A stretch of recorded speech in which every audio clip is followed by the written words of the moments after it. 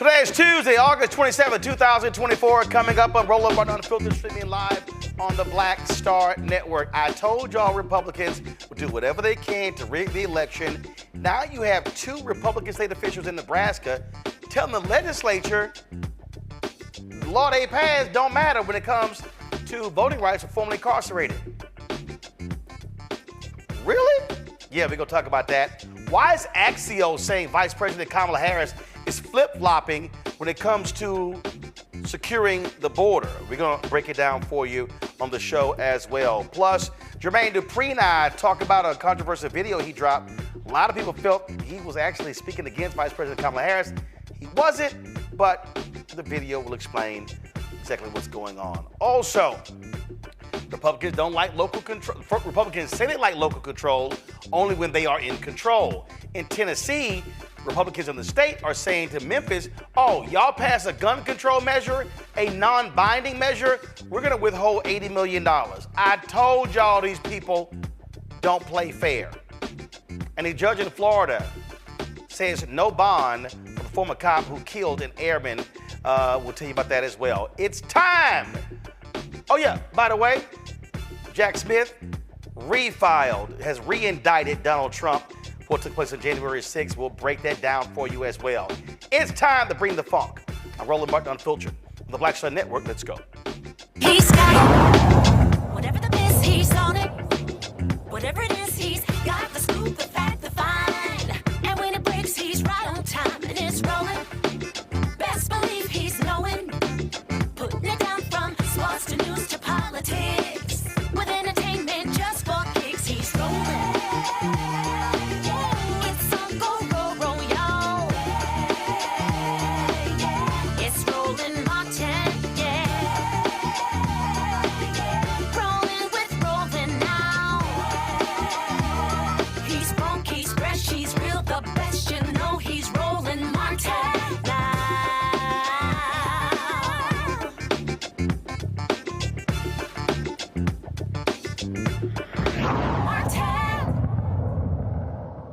All right, folks, on July 19th, Nebraska's legislature, they had a bill that would take effect that would restore voting rights for about 7,000 people. Well, the Nebraska Attorney General and Secretary of State, they were like, yeah, those laws don't mean anything, and it really declared them unconstitutional. But I'm sorry.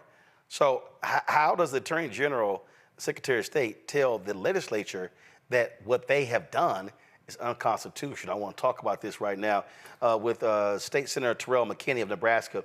He joins us. I'm confused here. So walk us through here. Last I checked, when the legislature passes a law, unless the Supreme Court of Nebraska says it's unconstitutional, how the hell does the Attorney General and the Secretary of State decide on their own? That's exactly what they're doing. Attorneys General's opinions are just opinions, and the Secretary of State is just going along with that opinion. But that opinion isn't legally binding. The legislature passed LB 20 during our last regular session to make it a law to restore voting rights for returning citizens in our state. And once it was about to come into effect, the Attorney General filed an opinion stating that it was unconstitutional, and also stating that a law that was passed in 2005 was unconstitutional as well. Right, that's where I'm really confused. How can the Attorney General, just on his own, say 19 years later, oh yeah, that law is unconstitutional?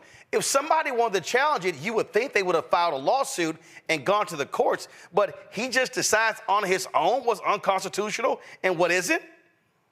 Exactly. A lot of these things didn't come up during the session. None of these claims, and especially none of the claims that the law in 2005 was unconstitutional, I had never heard it before until that opinion came out, and a lot of us were surprised of it. Are Republicans in Nebraska saying what the hell is going on? Yeah, so even some of my colleagues, because Nebraska is unique. We have a unicameral. We don't have a two-body system. And the bill had passed with bipartisan support. So even when my colleagues Looks like your signal froze. Like what is going on? Actually, hold on 1 second. Your signal froze. You said my colleagues, and you froze. Go ahead. Oh, sorry. Yeah, my colleagues, once we had got called back for a special session a few weeks ago, and talking to some of my colleagues, they were having the same concerns we were having, like what is going on here? We passed this law, and then the Attorney General and the Secretary of State just comes in and tries to tell us what to do. What happened to the separation of powers? So what's next? What's next? It's in the courts right now. There's legal challenges happening. It's up in our Supreme Court. We're hoping that the Supreme Court rules in the favor of the voters, rules in favor of the people, and rules that the law is constitutional and that those individuals can have their rights restored and they can vote in the November election. Okay, now I'm confused because normally when the legislature files a suit, the Attorney General's office defends the legislature. So who's suing who? So there was the ACLU in our state filed the suit against them. So it's not the legislature filing the suit. It's the ACLU and some other legal attorneys filed the suit against the Attorney General's office.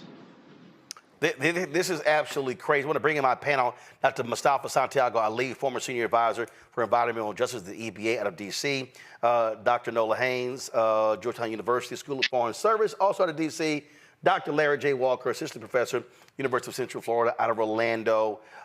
First up, Larry, you get to ask the first question of State Senator Terrell McKinney. Yeah, so this is just obviously another example of Republicans not being inconsistent about what they say they actually believe. I guess my question is, when you look at the individuals who were this bill passed and sort of restore, for returning citizens, restore their voting rights, do we have a breakdown in terms of the racial demographics of those individuals? I think it was 7,000 individuals or so. Do we have a racial breakdown of those individuals who maybe have the opportunity to have their voting rights restored and be able to vote? It would more than likely be disproportionately Black people. Our state's prison population is currently disproportionately. It encompasses Black individuals, mainly people from my district and the district of the only other Black senator. There's also Native Americans and Latinos as well, but disproportionately speaking, based on our prison population, I would say Black people. Nola. Thank you so much for talking about this evening. I'm really bothered by this. So my question is the ACLU filing their lawsuit? Is it a voting rights lawsuit? What type of lawsuit is it civil rights? Like, what type of lawsuit is it? It's a class action suit. It's 3 individuals they're using for the suit that would have been affected by the law or were affected by what the Attorney General did. Okay, thank you. Mustafa. My question is always why. So what do they get out of this? Does it impact local races, county races, races across the state based upon where you sit and your sets of experiences? Why would they do this in this time? If you're thinking political, so Nebraska is unique. We split our electoral vote.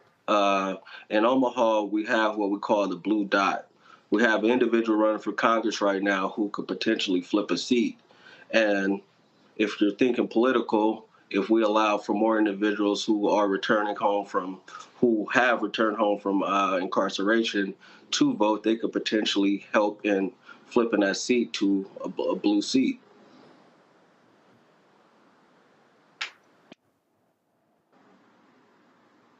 Again, if you Black, you likely gonna live there in Omaha. More than likely, or Lincoln. And so to your point, that's exactly what's going on here. This is the. Give me 1 second. I want to show this here. I showed it yesterday. This is the Electoral College map, and there are 2 states there because there you base it upon who wins a congressional district, right? Yes. So that's why, folks, if y'all look at this map right here, you'll see right there, you'll see why Nebraska right there, you see that blue dot. And if we go over here, Maine is the same way. Maine does the exact same thing where they split up the electoral college votes based upon who wins a congressional district. And so what these Republicans are clearly trying to do, they want to impact that as a way to try to win that one, because that one electoral college vote is critical when you look at the map and how it all plays out for Harris versus Trump. Yep. All right. Senator, we appreciate it. Thanks a bunch. Keep us abreast what happens with this case. No problem. Thank you for having me. Folks, again, I hope y'all understand what's going on. I mean, this is the sort of stuff that Republicans do. Same thing is happening in Tennessee. It's just nonsensical what's going on there. Remember, last year we told you the Republicans in Tennessee, actually early this year, they actually outlawed in Tennessee a police review board in Nashville. So the Republicans in the state capitol telling Nashville how they can govern themselves. And also remember, earlier this year, after, of course, Memphis passed a law when it came to police stops in the aftermath of the Tyree Nichols beating. Well, guess what those Republicans did? They were like, yeah, Memphis, y'all can't do that. So they passed a bill in the Tennessee legislature telling Memphis how they can respond. Now what they're doing is the same thing. So in Tennessee, Memphis wants to do a non-binding measure regarding guns. Republicans are like, yeah, no, that's not gonna happen. And if you do that, we're gonna withhold sales tax money from you, almost some $80 million. This is the dastardly stuff these folks do, Mustafa. We saw this when it came to Confederate monuments in Alabama, in Florida, in North Carolina, in South Carolina. This is how these white conservative Republicans want to control majority black cities or Democratic cities. So in Mississippi, Jackson, when it comes to Tennessee, Memphis, Nashville. And so Republicans want to use their power in the state capitol to tell democratically elected people in cities how they should govern. So they are imposing their white conservative values on these largely black or Democratic cities. And, it brings forward that overseer mentality that has often been utilized inside of our communities. This is a power play, and they're trying to make sure that they control the dynamics that happen inside of our communities. Those dynamics, of course, often based upon the decisions that they make, can have deadly consequences inside of our communities, especially when we're talking about guns, even though, and let's give credit to folks there who have been able to lower the rates of crime that have been going on. You would think that if you see a location that is being able to find success, that you'd want to support their decisions to continue to enhance that success. Of course, we understand that when we have guns inside of communities and we have all the other dynamics that go along with that, then it creates these stressors and these pressures that often lead to negative types of things. So they should honor the voices of communities and local legislators who know what's best for their communities. But they don't care about that, Nola. They care about power and they care about control. Exactly. That's all that this is. Even when you think about the way that the Second Amendment gets distorted, it is so far from the original intent that it virtually makes no sense. It's one of the things within the kind of American culture that runs counter to so many other values that we have within American culture. And for folks who believe that you should be able to have any type of gun, all types of guns, and if you say anything about that, then you were trying to snatch away my Second Amendment right. That is so extreme. It's such an extreme point. And then absolutely, this is a power play. Anytime any Black person in this country makes an inch of progress, here comes the other side reminding us, oh, but we still have, we can still control levers of power. It has absolutely nothing to do what's best for the community. They could care less about what's best for the community. It's about power and keeping foot and keeping their foot on folks' necks because they can. Oh, absolutely. Larry? So it's really interesting, this particular issue, Roland, and you highlighted some of the challenges, just, these mostly Democratic, jurisdictions, particularly cities, are encountering throughout the country. And what I find interesting about this, it's like an extremist approach to government. What I also find really contradictory about it, Roland, is that if I remember correctly, the United States fought for its independence because of the monarchy, right? So, but what we're seeing is these extremist, governors, supermajorities, are essentially saying to predominantly Black communities, run and sometimes by Blacks or individuals who support issues that negatively impact the Black community, that it's not about democracy, as Mustafa and Ola highlighted. It's about power, and so obviously from a policy standpoint, we have to chip away at these supermajorities. But I think the other thing is you have to realize what kind of how hypocritical this is in terms of what the original intent is, in terms of, like I said, the United States fighting for its democracy. And now what we have here is, like I said, governing by extremism, which is essentially what it is. Well, that's exactly the case, and they are very extreme. And so this is just how they roll. They want to dominate these cities, want to control them. And this, look, I mean, in Missouri, the legislature there almost took over the St. Louis Police Department. They already control the Kansas City Police Department. And it was so shameful there. In Missouri, they passed a statewide ballot measure increasing the amount of money that the citizens of Kansas City have to pay to the police department. How you got people in other parts of the state telling Kansas City how to spend their money? That's because Republicans want to keep the city under control. And again, they have been trying to get control over the police department in St. Louis. And so that's what happens when they do not want Black folks in power. Gonna go to break. We'll be right back. Roland Martin Unfiltered, the Black Star Network. When we come back, why is Axios saying Vice President Kamala Harris is flip-flopping when it comes to the border when she and President Joe Biden supported a compromise bill with Republicans that Donald Trump told Republicans don't vote for because he wanted the issue to campaign on? Axios is full of crap for it, and we're going to call him out. You're watching Roland Martin Unfiltered, the Black Star Network. On the next A Balanced Life with me, Dr. Jackie, how to live the dream without it turning into a royal nightmare. We'll meet an entrepreneurial couple who've been living the dream for nearly 30 years, and they're still going strong, speed bumps and all. I was all one trying to hold back, but he thinks he could do anything. He's like, no, we're going to do it.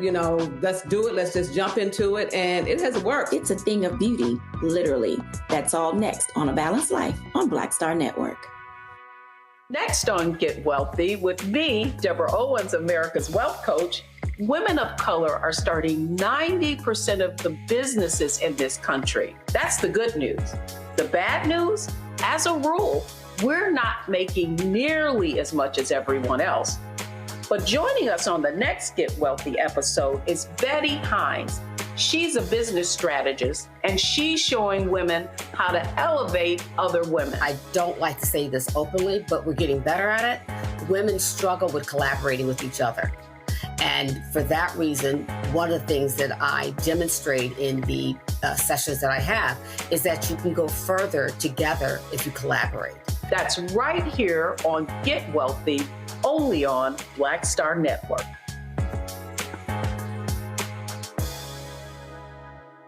Me, Sherry Shepard, and you know what you're watching, Roland Martin Unfiltered.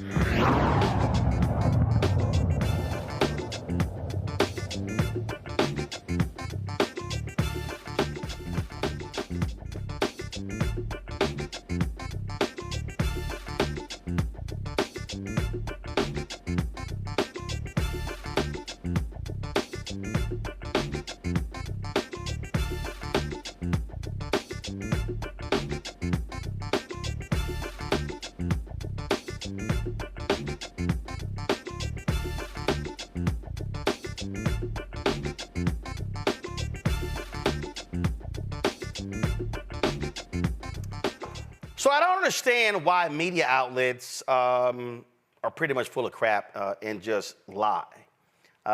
We keep seeing this over and over and over again, and it's actually pretty stupid.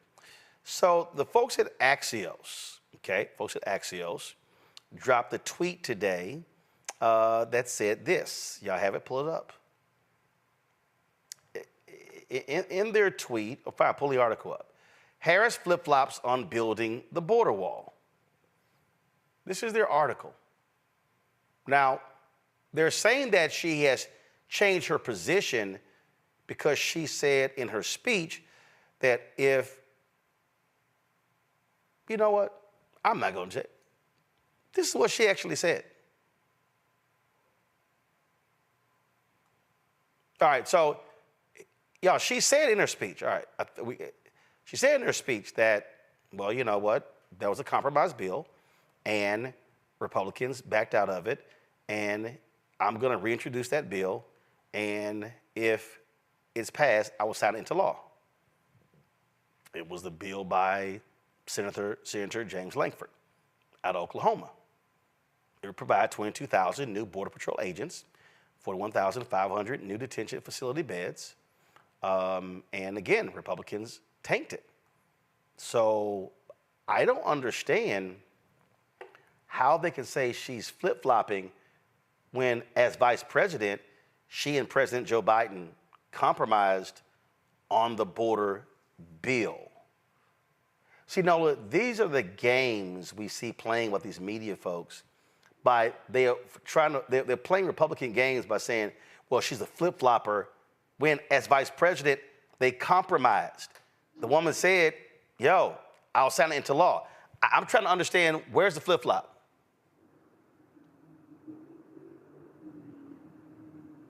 You on mute. My bad. So she's not flip-flopping. You know, VP wears chucks, she doesn't wear sandals. The way I see this two ways. I see this as the media trying to poke her to have sit-down interviews with folks, because that seems to be the latest talking point. That seems to be the latest thing that people are concerned with. I can't tell you how many people have texted me and said, well, you know, it does kind of look a little bad that she hasn't talked to anyone. And I'm like, are you saying that, or did you hear that from somewhere? You know, so that's one part of it. It feels like they're trying to force her hand to have to respond in the way that they want her to respond. And the second point is, this is a national security argument, in that part of what the Republicans are trying to do is say that she's weak on foreign policy and national security. And the border is all about national security. And so it's this combination of trying to force her hand to have a conversation with someone in the media to explain her position, which no one will hear anyway. Their minds are already made up. And then secondly, trying to say that she's weak on national security. So it's a twofer, and neither are true. So again, this is the games they're playing, folks, here. So they're trying to criticize this commercial that her campaign put out on the border wall. So let me just play this for you. Check it out.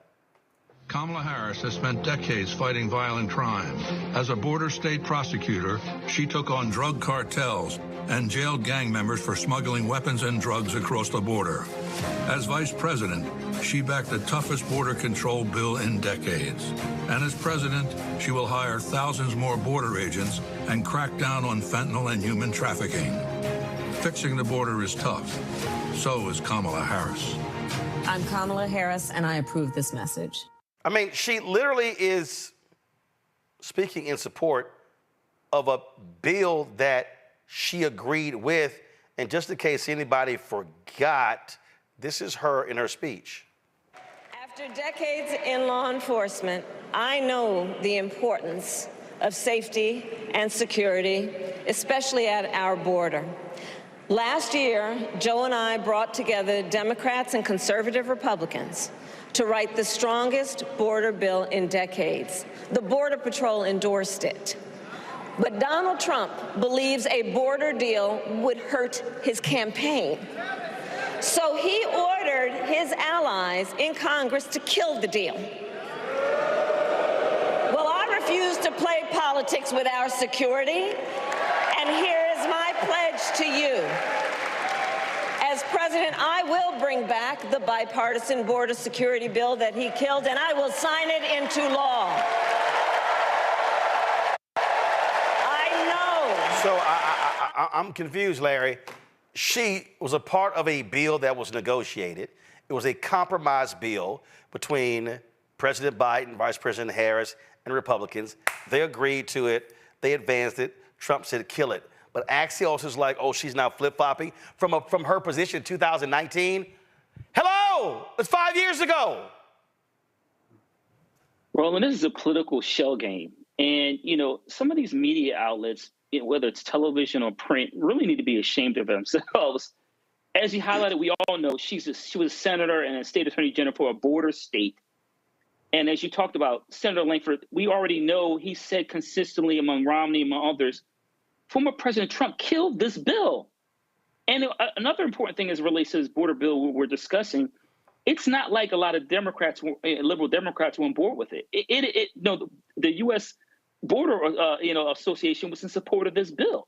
And so it really, not only in terms of hiring individuals to secure the border, but overall, it's not what you would consider a bill that, a lot of liberals were jumping up and down about. It's a conservative bill, moderate at best. So it would certainly have been a win for securing the border, and certainly a win for a lot of Republicans. And so when you hear a diehard, red-blooded, conservative like Langford say that former President Trump killed the bill, that tells you everything you need to know. But once again, this is a political shell game. Once she does this interview, we see she's going to do an interview with Dana Bash. When she does that, they'll shift the coconuts around. It'll be something else and something else to say, well, she's not doing this. But the bottom line is they don't hold former President Trump accountable when it comes to issues like this in terms of pressing him why he killed the border bill. So here we are again, once again, a political shell game. And Mustafa, this is literally Senator Langford on Fox News. Watch this. I know you're not trying to zing your colleagues, but it's your colleagues in your party, sir, who torpedoed this, who didn't get the facts right on what you just outlined was in that measure. They killed it. Ironically, not Democrats. Right. It was, and it was painful to be able to watch it. It got stirred up in all the presidential politics, and several of my colleagues started looking for ways. After President Trump said, don't fix anything during the presidential election. It's the single biggest issue during the election. Don't resolve this. We'll resolve it next year. Quite a few of my colleagues backed up, looked for a reason to be able to shoot against it, and then walked away. I get that. That's a decision everybody makes in it. My issue is if we're pursuing everything, we very often end up with nothing. If we're pursuing someone coming later to fix it, later seems to never come. When we have a moment to fix things, we should fix as many things as we can then come back later and fix the rest. That's on Donald Trump, Senator. Again, he's got an office that he's running for. He's got a campaign that he's running. I'm already in office. I've got a responsibility to be able to carry on this. So that's what you're dealing with right there, Mustafa. Well, they often talk there's a crisis on the border. And if that's true, then they should have moved forward expeditiously to actually get that to pass. If Trump actually thought many of the things that he says about the border are true, and I've worked on the border, so I know some of the dynamics that are going on there, then he should have been fully supportive of making sure that got passed and implemented. It was the most conservative border bill, at least that I've seen, probably in the last 30 years. There are others who, of course, are experts in the space. So they had an opportunity to do something. They chose not to. Axios could have waited until after both the vice president and the governor have their first press conference or sit down, and they could have heard what she talked about. And then if they wanted to run the story based upon what they heard, it might have had a bit more legitimacy.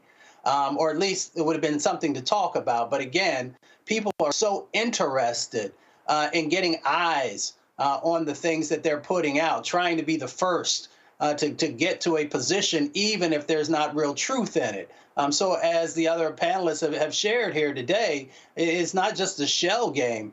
You're doing a disservice to journalism. You're doing a disservice to people who are trying to make decisions about whom they want to give their vote to. So if you call yourself a credible media organization, then you have to do better. Well, you were making a point about media, and here's the same Senator Langford actually talking about how he was threatened by a conservative commentator. I put $100 on it with Sean Hannity. Listen to this.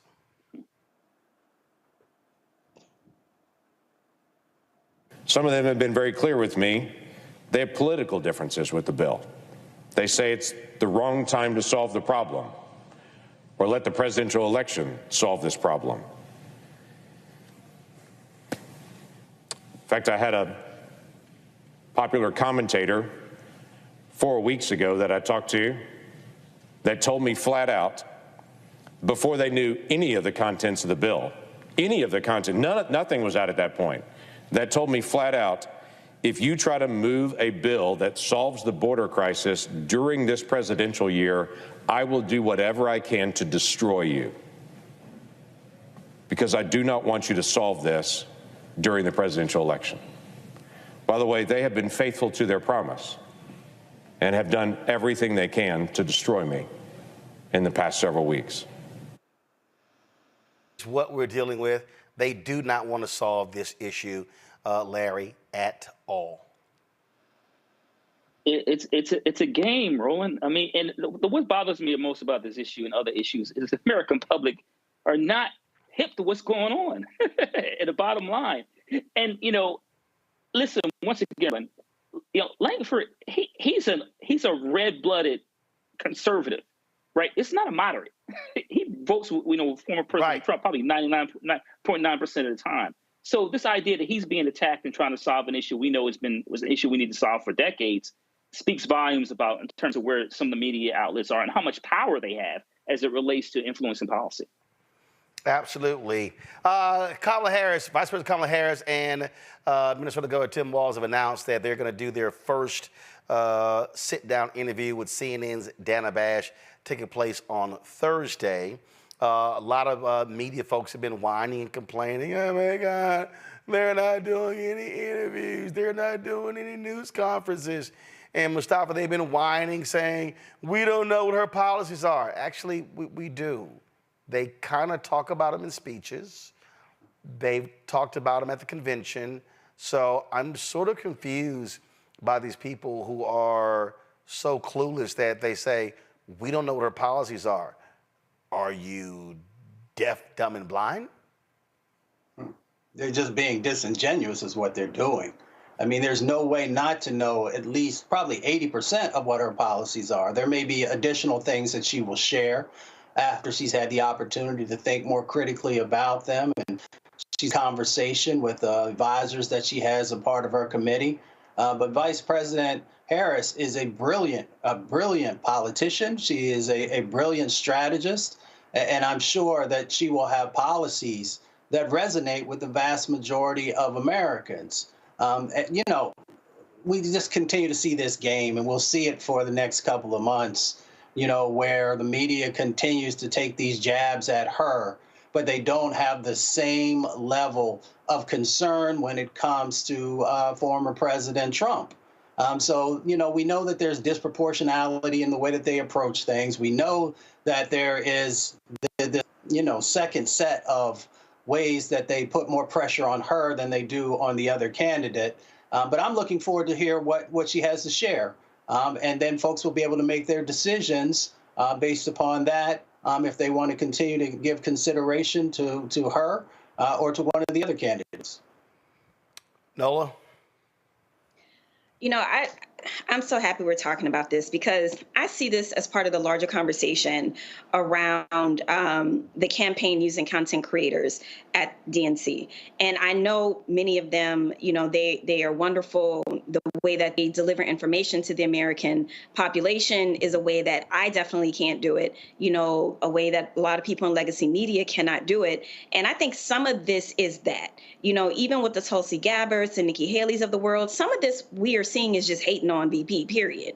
They're hating on her non-traditional way of actually communicating with everyday regular Americans, right? It's not those of us who are glued to MSNBC all day. That is not necessarily the audience that policies are being communicated to. The way that some of the content creators, the way that they talk about VP's policies are in a very relatable way. Her economic policies, her domestic policies, what she's trying to do in the housing industry to equalize it. These are, in fact, policies, right? Do we know, like Mustafa said, do we know the entirety of her policy portfolios regarding foreign policy and everything else? We don't know everything yet. We are still 70 days out, right? And we literally just got here yesterday. So, all of this definitely will take time to cultivate. And I know for a fact that VP has a lot of smart people around her that are working on these things every single day. But none of this is as it seems. It's all a smokescreen. Number one,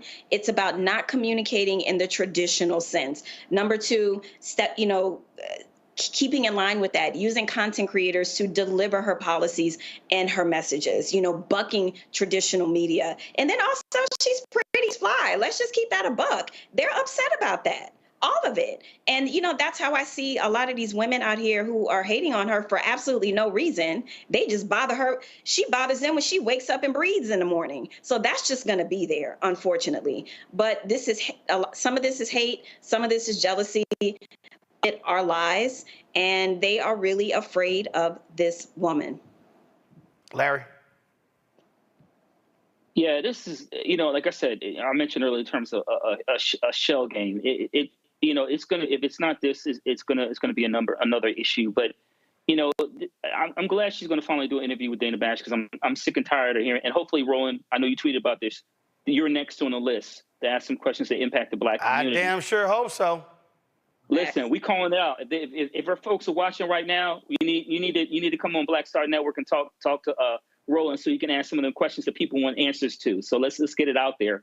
But just overall, Roland, this fascination with her doing interviews, like she's been VP for 4 years. Prior to that, she was U.S. Senator. It's not like she doesn't sit down for interviews or doesn't discuss important policy issues. Once again, it's just smoke and mirrors. And I agree with Nola. There's a lot of hate and animosity based on some of these content creators getting access. Exactly. Well, first of all, I think it's stupid. All of these people, who were complaining at the convention, they were complaining about the amenities and all this sort of stuff. Man, let me tell you something, okay? We paid for our space. We paid for the internet. If y'all wanted some snacks, bring your own damn snacks in. I did. I brought my own damn water, brought my own damn snacks. I didn't expect anybody to have some seat warmers for us and all this sort of stuff. I just can't stand on these old whiny-ass media people, from a lot of these other places who, we got treated so much better at the Republican convention than the Democrat convention, and we didn't like our seats, and we were too high up, and we couldn't go onto the floor. Oh, my gosh, shut the hell up. I mean, just the constant whining is utterly ridiculous.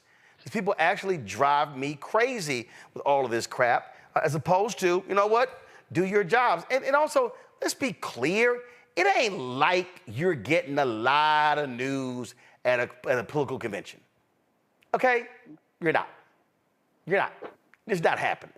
So I just got tired of all this sort of stuff, and we're living in a totally different world, Mustafa.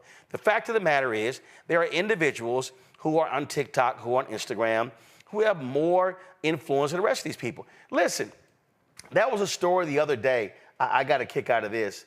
A Mediaite did this story, and they were talking about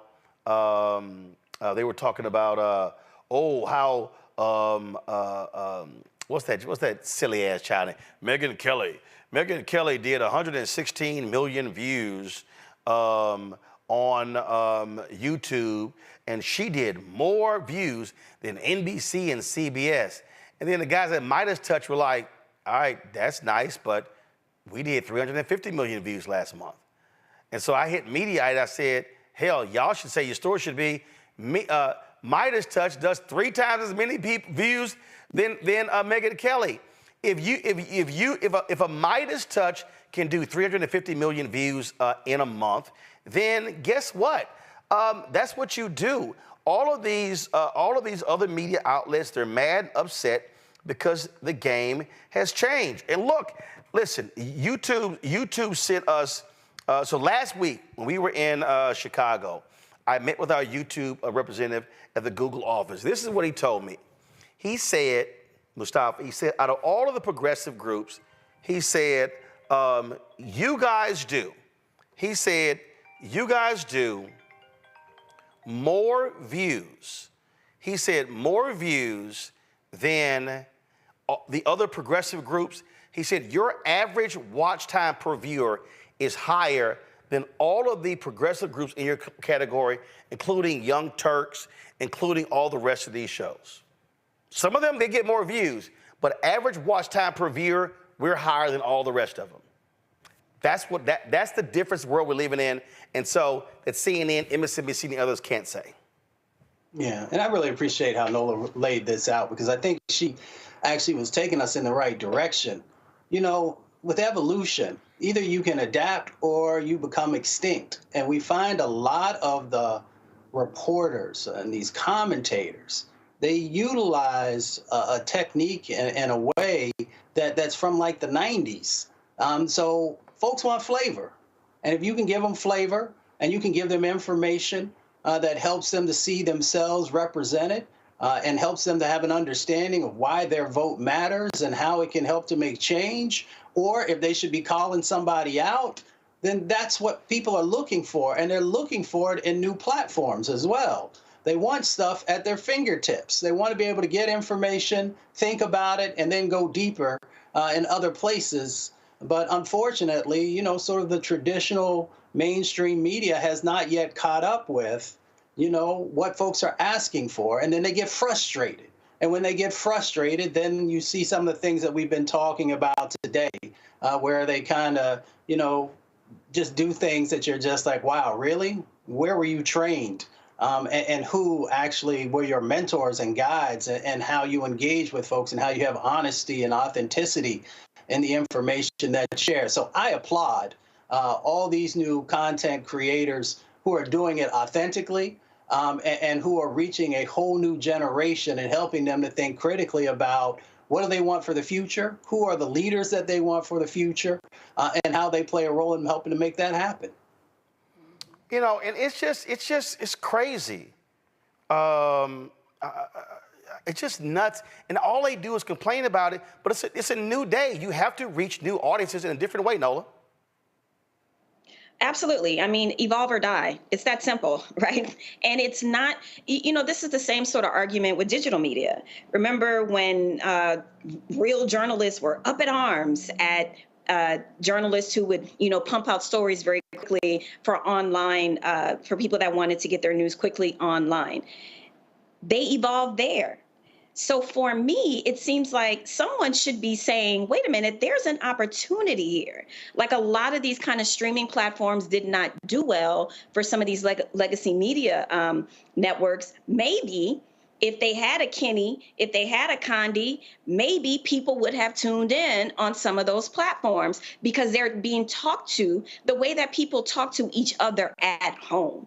I mean, the way that I express myself here is definitely not the same way I express myself with friends. You know, it's just a different type of conversation.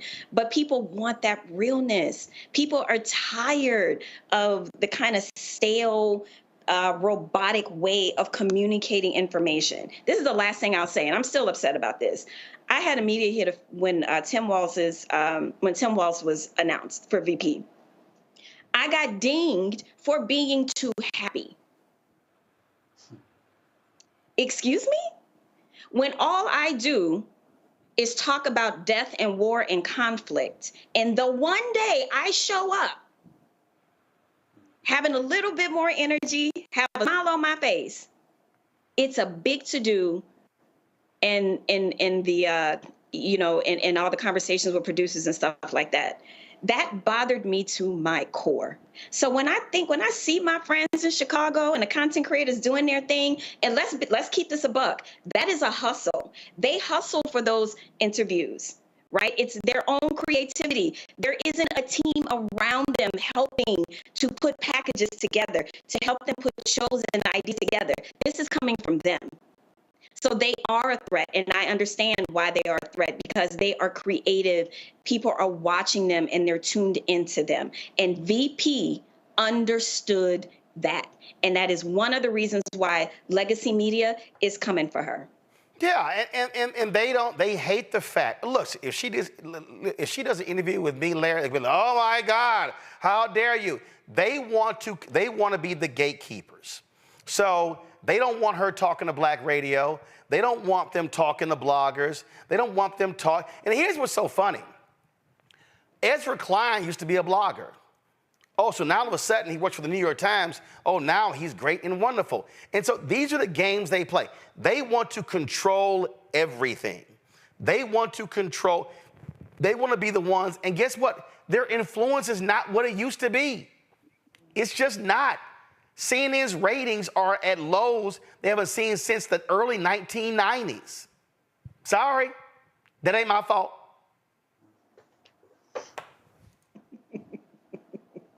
A popular New Orleans saying. Larry, go ahead. Yeah, so Roland, these, you're talking about legacy media, platforms. They're about to become the new Blockbuster. So if they don't get it together, listen, it's one thing about capitalism is it eats its own. So if like I said, Nola said, if you don't adapt, you adapt and die. So what's happening is we're seeing and I think COVID helped accelerate this. We've seen a transformation in how we communicate. And so these platforms, and I know some of them have tried these other smaller projects to try to get people engaged. It's not working. And I think, Roland, why your platform is successful and you are, is that it's organic and authentic. So the way you engage with people on social media and the way we engage, we have conversations here, this is all authentic. And so a lot of what you see on legacy media is this very stern, as Nola said, it has to be a certain way and segmented a certain way. And people just don't live their lives like that anymore. Kids want to be entertained. And they want authenticity, and you're not getting that anymore. And because strictly a lot of these platforms owned by these large corporations. But what you hear in the Black Star Network on this show, you get authenticity, and you get people who keep it 100 while giving you honesty and truth. Well, they also don't want to be bored to death. And again, to show y'all how things are different, go to my iPad. YouTube sent me this. Remember they told us that out of all those other progressive sites, we have the highest average view duration out of all of them. This is what the view duration was during the convention. We normally average 9 minutes and 45 seconds. During the convention, it was almost 21 minutes. That's the difference between folk who understand how to engage with their audience and these other people. All right, y'all, got to go to a break. We'll be back. Roland Martin Unfiltered, the Black Star Network. Don't forget, support the work that we do, folks. Your contributions are critically important to our work. And so please send your check and money order, P.O. Box 57196, Washington, D.C., 20037-0196. Cash App is $RM Unfiltered. PayPal, R Martin Unfiltered. Venmo is RM Unfiltered. Zelle, Roland at RolandSMartin.com, Roland at RolandMartinUnfiltered.com. Be sure to download the Black Star Network app, Apple phone, Android phone, Apple TV, Android TV, Roku, Amazon Fire TV, Xbox One, Samsung Smart TV. We'll be right back. Next on The Black Table with me, Greg Carr. We featured the brand new work of Professor Angie Porter, which, simply put, is a revolutionary reframing of the African experience in this country. It's the one legal article everyone, and I mean everyone, should read. Professor Porter and Dr. Valencia Watkins, our legal roundtable team, join us to explore the paper that I guarantee is going to prompt a major aha moment in our culture. You crystallize it by saying, who are we to other people? Who are African people to others? Governance is our thing. Who are we to each other? The structures we create for ourselves, how we order the universe as African people. That's next on The Black Table, here on the Black Star Network.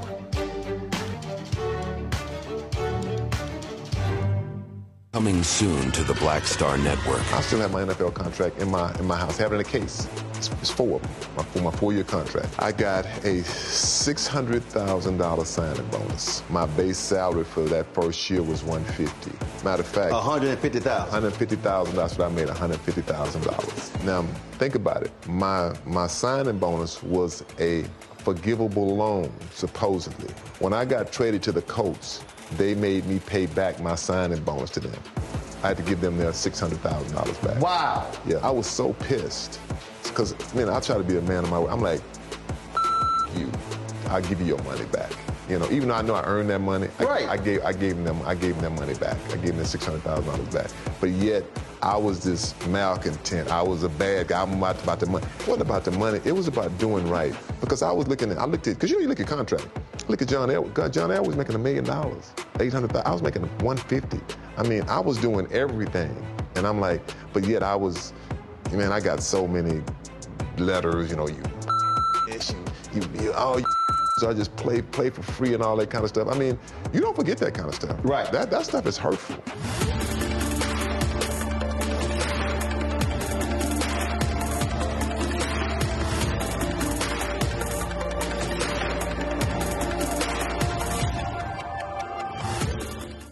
Sherry Shepard with Sammy Roman. I'm Dr. Robin B., pharmacist and fitness coach, and you're watching Roland Martin Unfiltered.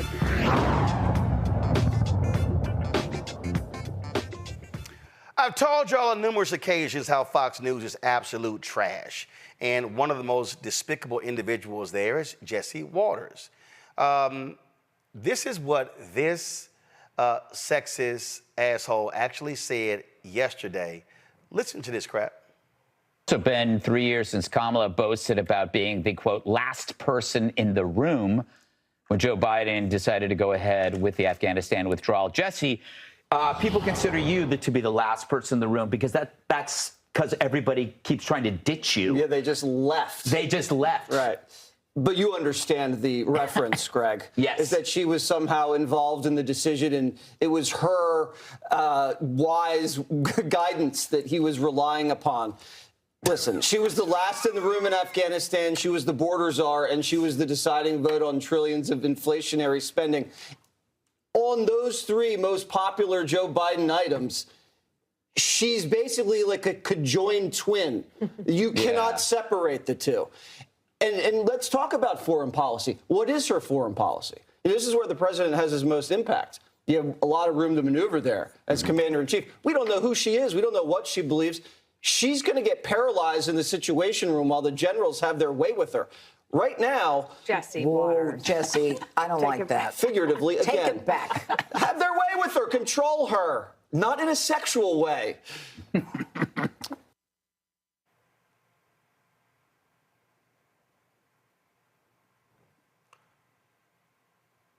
So Janine Pirro, Jesse, take it back. Dana says, Harold Ford says nothing. And then at the end there, this little, oh, I didn't mean it in a sexual way, this little smile. Oh, yes, you did. And you know what? Suzanne Scott, the CEO of Fox News, won't rebuke him, won't call him out, won't admonish him, won't take him off the air. This is the kind of stuff they encourage. Nola, here's what everybody needs to understand. And this ain't even September yet.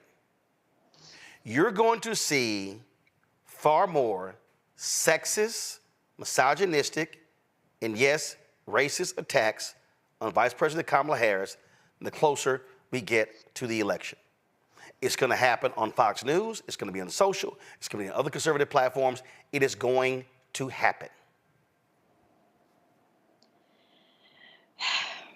Yes, it will happen. And I needed to take a deep breath because I am so bothered by that clip. I am bothered by that clip as a Black woman in foreign policy who knows generals, who sits at tables with them. And to portray them as if somehow they wouldn't listen to the commander-in-chief.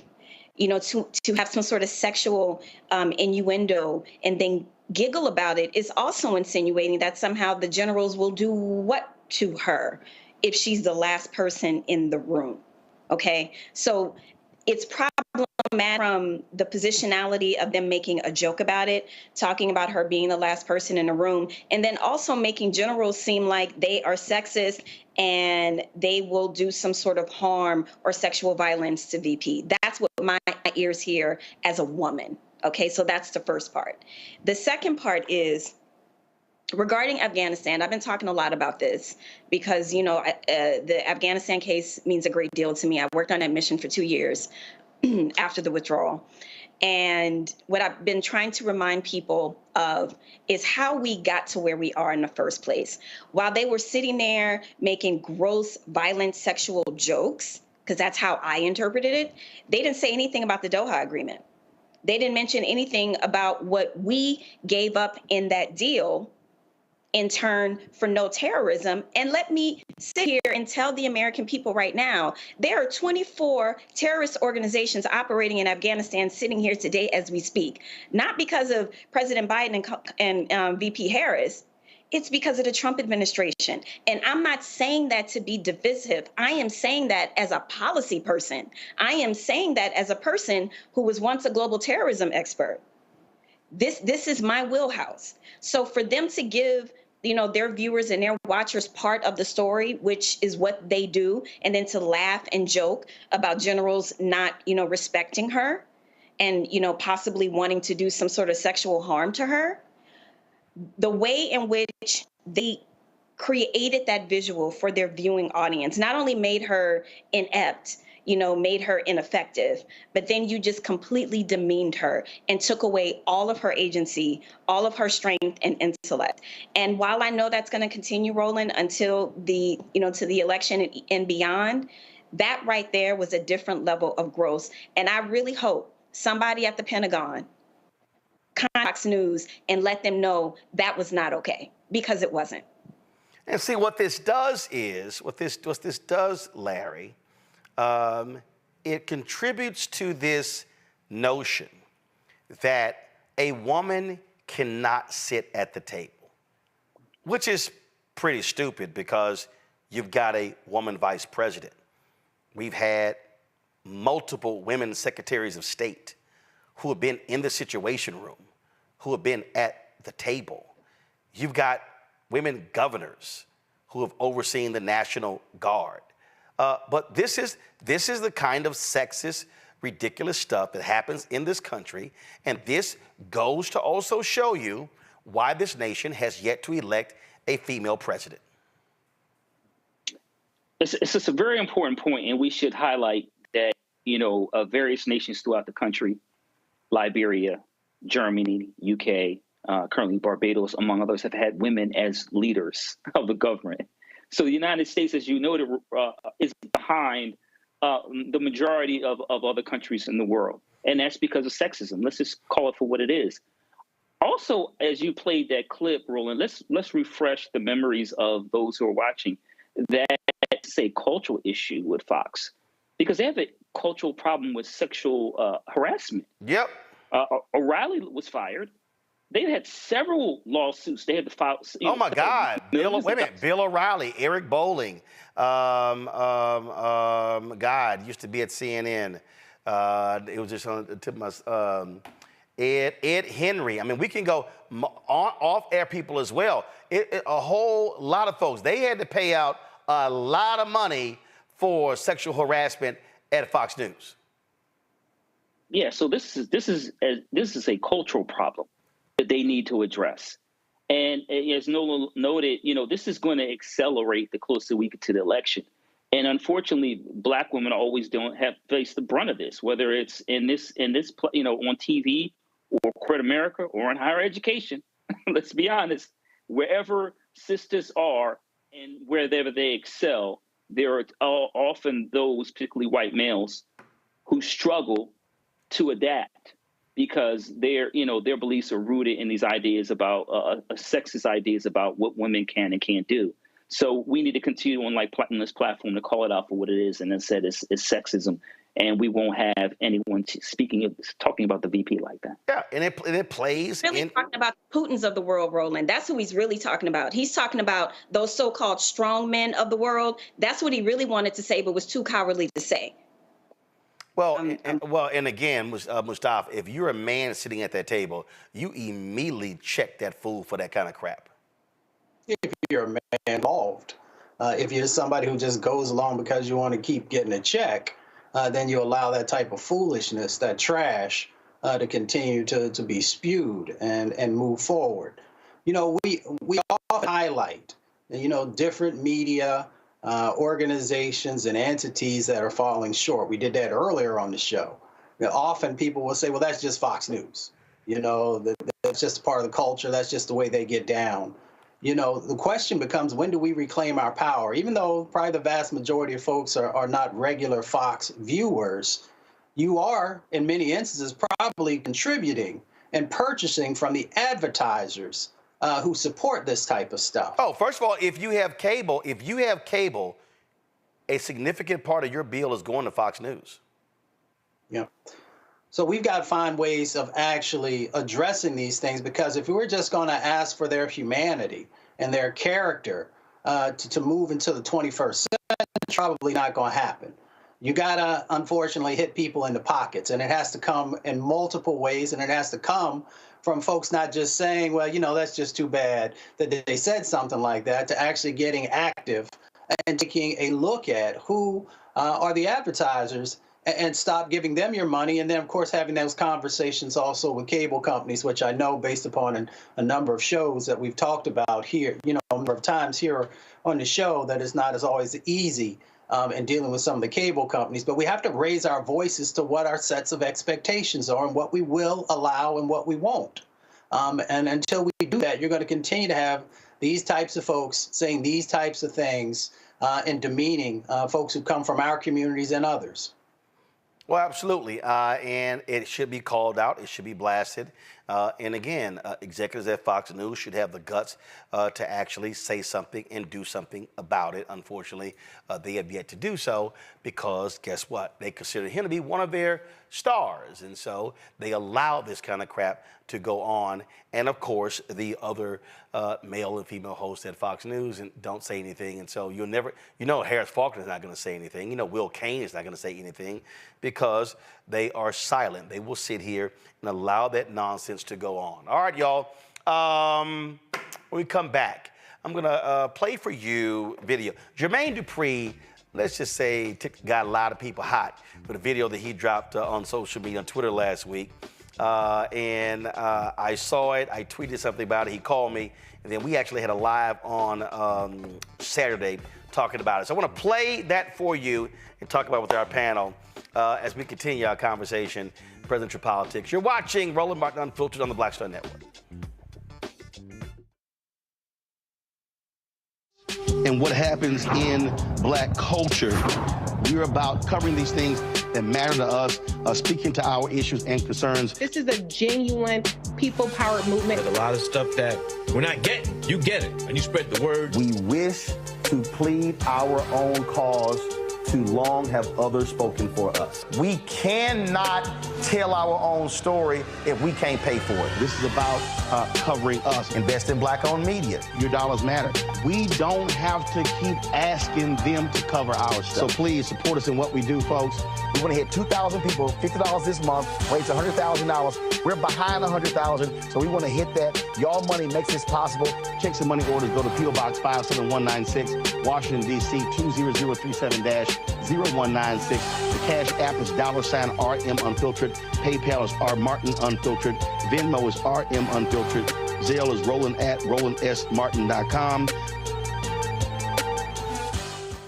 Hey, it's John Murray, the executive producer of the new Sherry Shepherd Talk Show. You're watching Roland Martin Unfiltered.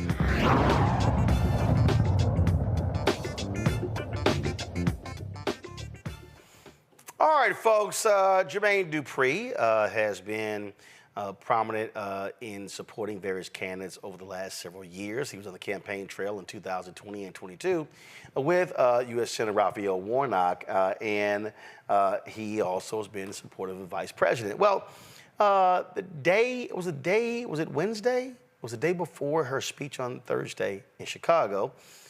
He dropped this video that got a lot of people lighting him up. Real quick, I want to talk about the DNC. I feel like the DNC has been going amazing, but I also feel like tonight, Kamala Harris has a pretty difficult job, right? And it's interesting because the Republican correspondent that's been doing the roundup after the DNC has ended, he asked the question that I kind of asked Kamala when we had our second meeting, if, the fact that she's in office right now, she's in the White House right now. And the guy, he said, what makes y'all believe that she's gonna get this stuff done if she becomes president and she's already in the House? And it's a tricky question because I asked Kamala basically the same thing, right? In so many words. And I asked her, like, as the vice president, why they don't let her talk when, Biden seems like he needed someone to speak up for him. I thought that's what the role of the vice president was to help the president. And basically, she kind of let me know that her hands was tied, that they didn't really allow her to be a voice like that in that space. And tonight, I don't know if she's gonna, I want to see how if she even touches on this, because if she doesn't touch on it, that's the question that I feel like the people that have mixed decisions about voting for her, this is one of the questions. This is the top question that they had. And like I said, this is what the Republicans are saying. And they never heard the part about her hands being tied. And if she says something about her hands being tied, then it makes it look like the White House or the Democratic Party didn't really want her to exceed. So she can't really say her hands was tied, but she does have to step into that space. This is something I do believe. Well, boy, after that video dropped, man, he got cooked on social media. I mean, folk were dropping all kind of videos, going after him. And I had tweeted, I was like, yo, Jermaine, before you drop something like that, hit me in the future before you do. And so Friday, he hit me up. We talked on Friday, and he said, hey, let's do a live chat on Saturday to talk a little bit more about this with the general public. And so we did, and here's that conversation. I need you to give them a little context on how you viewed what actually was happening as opposed to what actually happened. So here's the deal, folks. The Republicans, so when Jermaine posted the video, he referenced a Republican commentator on CNN who was saying, well, she was there. Why couldn't she do this while she was president? While she's vice president. And so when he and I talked last night, the Republicans, their strategy is to blame her for everything. So their deal is, well, if any of y'all saying you can't hear, it's on your device, y'all. Trust me, everybody else can hear. So if you can't hear, it's on your device. All right. So just letting y'all know. Okay. So here's the deal. The Republicans, J.D. Trump, J.D. Vance, Republican Party, all of them, their strategy, yes, Scott Jennings, is to say, well, if she's announcing these things, why didn't she get this done? Well, and then when Jermaine talked about in his video what she said to him, that's actually true. The vice president serves at the pleasure of the president. The vice president can have their own views. The reality is the president sets the tone. A lot of people have been saying, well, the vice president, she needs to be doing this and saying this. She can't. She has to toe the line of the president. The vice president is not a separate elected position. There are some states in the union where the lieutenant governor runs separately from the governor, and they can take whatever position they want. In Texas, is that way. But in Maryland, in Illinois, the lieutenant governor runs with the governor. And so that person has to support the line of the president. What people don't realize is the vice president can't just decide she wants to just, okay, I'm going to go give a speech on gun control in Florida. She can't do that because the White House, his advisors may say, that's not what we're focusing on right now. That's not our strategy. So the vice president is really handicapped in a way where it's really a position where your job is to support the president. And so I think what happened was, I think a lot of people, when you mentioned the Republican guy, they thought you were saying, oh, I'm agreeing with him, why she ain't getting this stuff done. So I think that's what happened. Yeah, so, and then, like I said, I explained this to him to Ronald yesterday, and it's crazy, these messages and everything that people saying.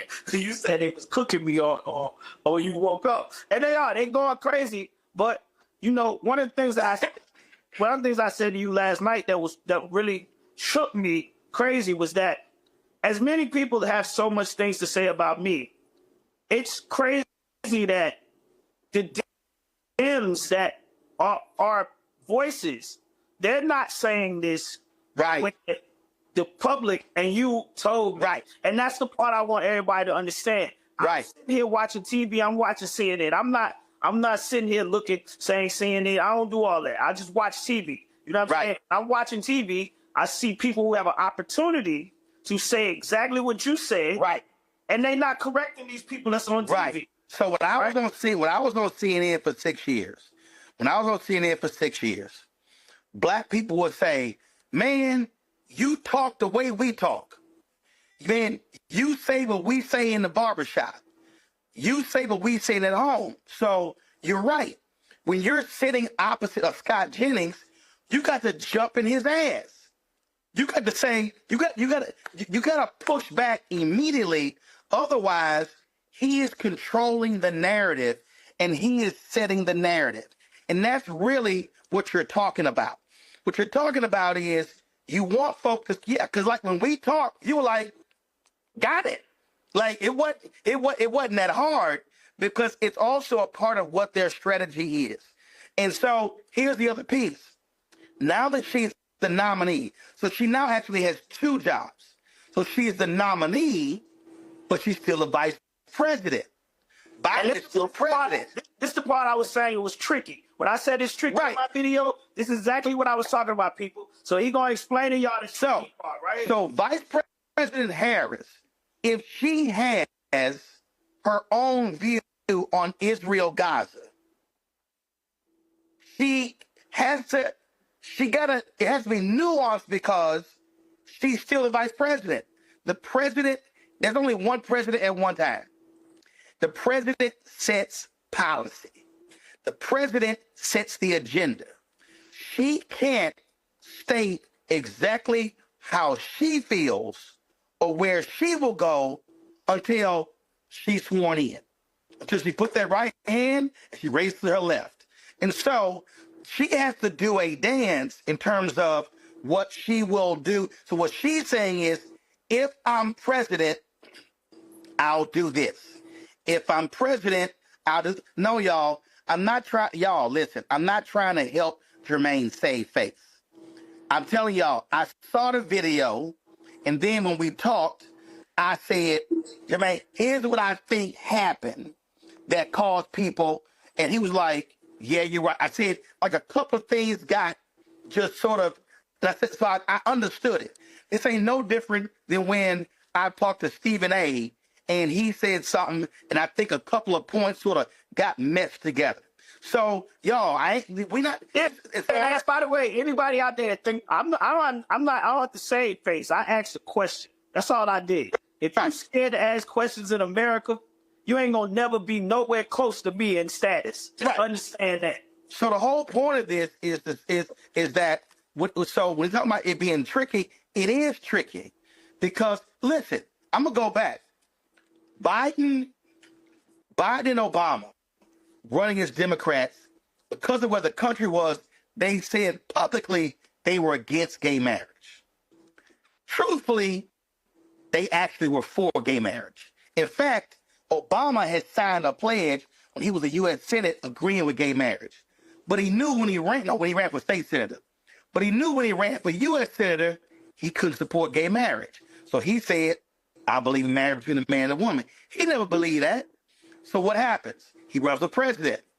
He says marriage between a man and a woman. Well, Biden, when he went on Meet the Press, Biden actually came out for gay marriage. Obama didn't approve that. So what happened was, that's a perfect example of where the VP got ahead of the president, and the president was forced to actually come out. But guess what? The polling in America had shifted, and a majority of Americans supported same-sex marriage, so it wasn't no big deal. But it's rare, it is very rare that a vice president will take a position as opposite of the president and not get in trouble. And that's what people don't have to understand. And so the nuance for her is a lot of the people who are supporting Palestinians and they want her to support an arms embargo. They want her to call for the ceasefire. Well, here's the deal. Biden is trying to negotiate the ceasefire. Biden ain't called for arms embargo. She can't say yes to arms embargo because that's opposite the president. He's still the president of the United States, and he has final say so. All right. Well, I mean, like I said, I hope this is quick. By the way, people, this ain't a long conversation. He and I spoke last night. We got a clear understanding. I just want to make sure everybody hears what's happening and understand. I am not a Republican. And look, I was there in Georgia covering Warnock when Jermaine was out there, Portia Williams was out there. We got the video. I covered the rallies. And so out there, and so again, when he said, the vice president told me, hey, it's this, that, and the other. That's what's going on. And so even when y'all heard her speech, she's saying, if I'm president, I'll do these things. But the reality, but the goal of the Republicans, they want to tag her with any failure. So that's why, and look at the talking points. Scott Jennings, Charlie Kirk, J.D. Vance, Trump, the Republican Party, they all say the same things. Well, if you do that, then why don't you do it? Why don't you do it? Why don't you do it for the last 3.5 years? I've heard a bunch of black people say, well, why she ain't done this? Why she ain't done that? Because she can't. She's the vice president. And in fact, here's what's crazy. And people don't even understand this. You've seen, to his credit, President Joe Biden has put her out front more than any president I can remember in American history. Let me say that again. I don't think y'all heard what I said. President Biden, in numerous cases, she'll speak, then he'll speak. That rarely happened with Obama and Biden. It didn't happen with Trump and Pence. It didn't happen with Clinton and Gore, Bush and Cheney, Reagan and H.W. Bush and Dan Quayle. It didn't happen. I mean, you can keep going back. It just doesn't happen a lot. So a lot of people, including black people, have had expectations for Vice President Harris that does not go with the job. Now, some of y'all said, well, they muzzle her. Y'all, I'm trying to tell y'all. Okay, let me just make it real. Jermaine has a company. I got a company. If somebody works for our company, they can't just run out and say, oh, yeah, we're going to sign so-and-so to Roland Martin's Black Star Network. we gonna sign so-and-so to Jermaine's company. And Jermaine like, your ass don't talk for the CEO. You are an employee of the CEO. Yeah. It's the same thing. And if they get out of line and they mess up the business, they out of line.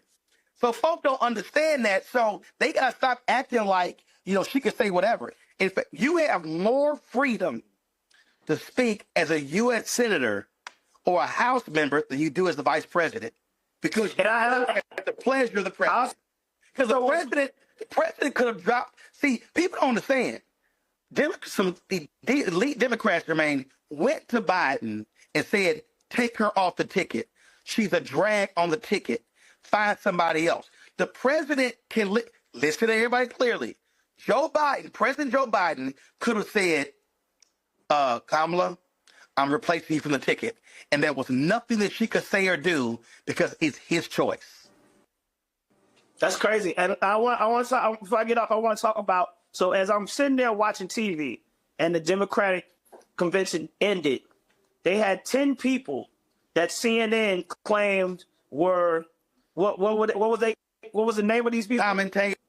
Oh no, that was a focus group. Yeah, the focus group. It was 7 or 8 undecided. Yeah, undecided people, right? So at the end, the last person was a black man. And the black man said, see, I'm still voting for Trump. And the guy said, why?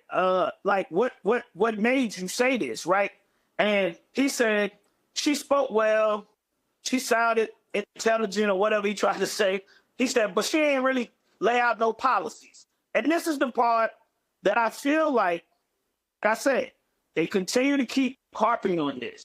And this is the part that you told me about yesterday, is that because I keep hearing people say, but she still hasn't put up policies up on the website, right? This is something that I see they keep talking about.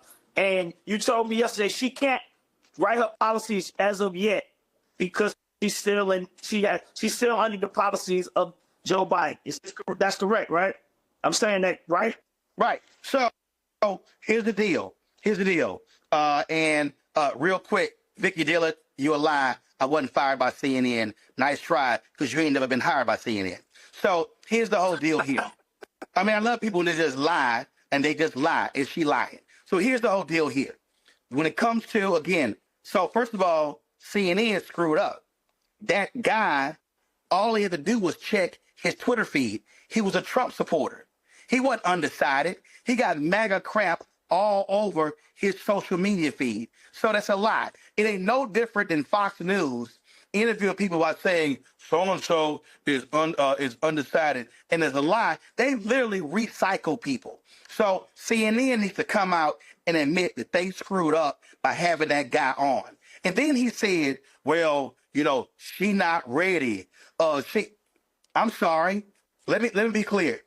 She's been a district attorney, state attorney general, a U.S. senator, and vice president for 4 years, but she ain't ready? Donald Trump had never served in public life in his life. Never. But he ready? Oh, wait a minute. J.D. Vance has only been a U.S. senator for 2 years. He was elected in 2022. So he ready? Get the fuck out of here. But see, again, this is a narrative that they're trying to frame to say, not ready, but she's absolutely ready. In fact, I'm about to hurt some of y'all feelings. Vice President Kamala Harris has more political experience right now than Obama did when he was elected. He was a state senator. He was a U.S. senator for 4 years, and then was elected president. So she's been DA, Attorney General, U.S. Senator, Vice President. That's a resume. But again, the Republican strategy is so what you heard, and what you're saying is, why don't y'all other commentators hit back?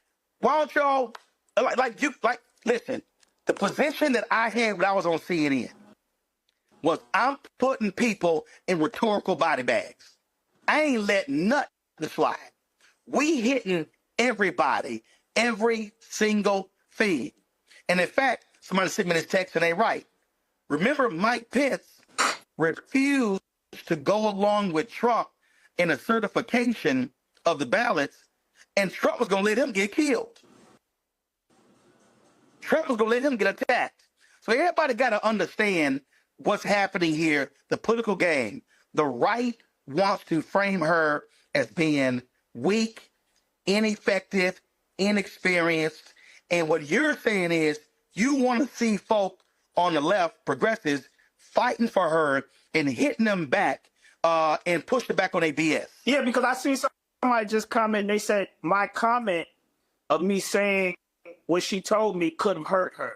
And I'm like, no, I'm not. That's a lie. God, every person, listen, people know the vice president is a limited position. I mean, it is.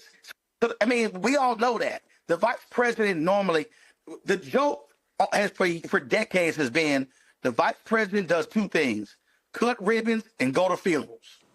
That's literally the joke of the vice president. In fact, there are a lot of people politically who never wanted to be vice president because they think it's a horrible job. If you're a governor, you're like one of 50. You control the state. I know some people say, you know what? I'd rather be governor than be vice president. So it's a thankless job. You really don't control your staff. You really don't control your policies. And you are working at the behest of whatever the agenda of the president and his advisors decide. So people don't understand you don't have a lot of room. You can't do your own thing as vice president. Everything that you as vice president is under the auspices of the president. They decide in terms of what you do, where you go. If perfect example, Biden had that fundraiser in Los Angeles, it raised $30 million. I know for a fact, White House said, hey, VP, we need you to go to this conference in New York. She literally, I was in Detroit with her. Bruh, I think it was that trip. She came home, landed, changed bags, and went back to the airport and flew to Europe for a conference. That decision was made that quick. When the Tennessee 3 got expelled, what happened there? It was a Thursday.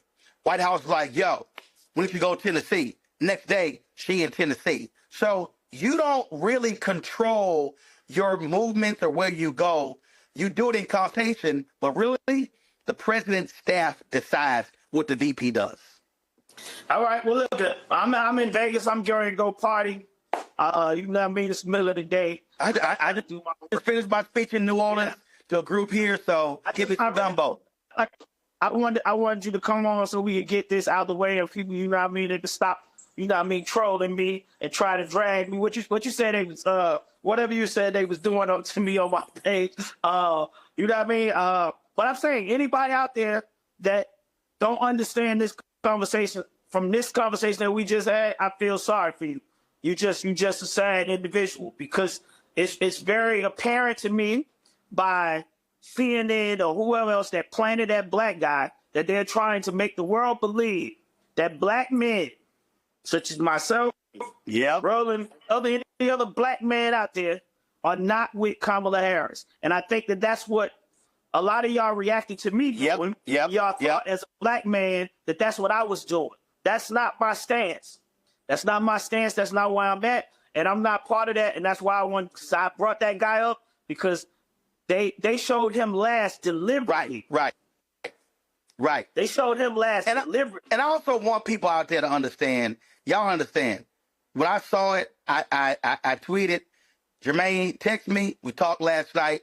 There are other celebrities who will hit me up, say, Ro, give me a breakdown on this here. So people need to understand, there are celebrities like Jermaine, Michael Bivins, Johnny Gill, and others who I talk to, we communicate, we trade notes. Now, some other people out there, they just go off, like Waka Flocka hit me, was like, yo, we need to talk. I was like, yo, hit me. I ain't heard from him. So this is about, again, when I saw people's response, I saw the video, and I knew what he was saying, but I also knew how a couple of things sort of got meshed together and why people responded. So that's why I was like, yo, let's talk. So that's what this is all about. And I hope a lot of people got educated who didn't know about the stuff we just talked about. They got a better understanding of what the role is. That's right. All right, my brother, thank you. All right, President. All right. We'll do it again. Thank you for everybody that joined me. I hope y'all got what y'all needed to hear. I'm going to party. All right. Deuces.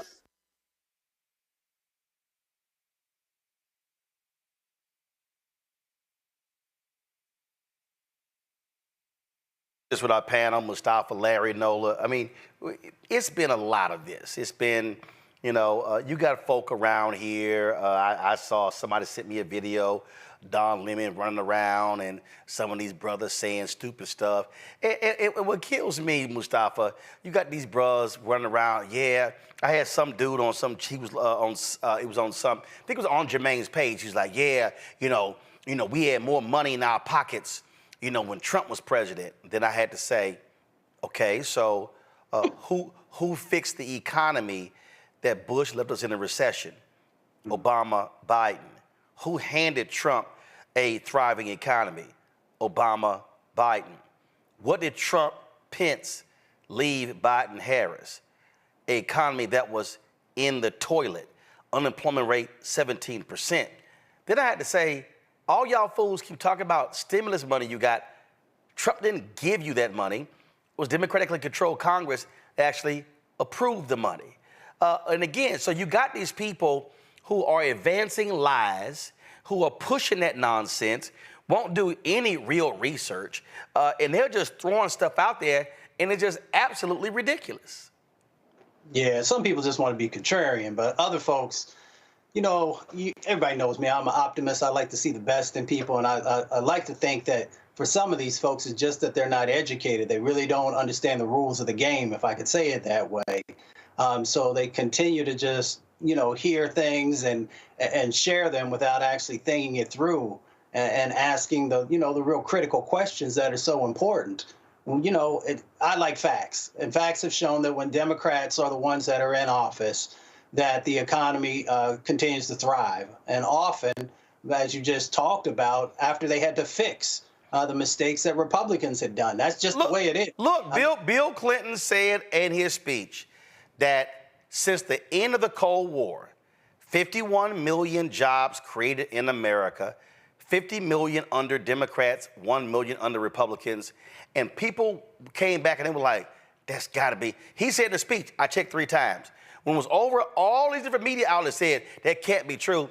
It's true. So 50 million to 1. So how in the hell is Trump and Republicans better on the economy? Nonsense. Well, some of it is perception also, and because they've had individuals out there, they've had networks that continue to share this, infuse this misinformation and disinformation because they know they don't have any policy to stand on. When you look at the economy, that they can't stand on that either, so they try and reframe everything. And unfortunately, we live in a society where people don't read. And because they don't read, if they hear something, then they assume that it must be true, and then it just continues, to build.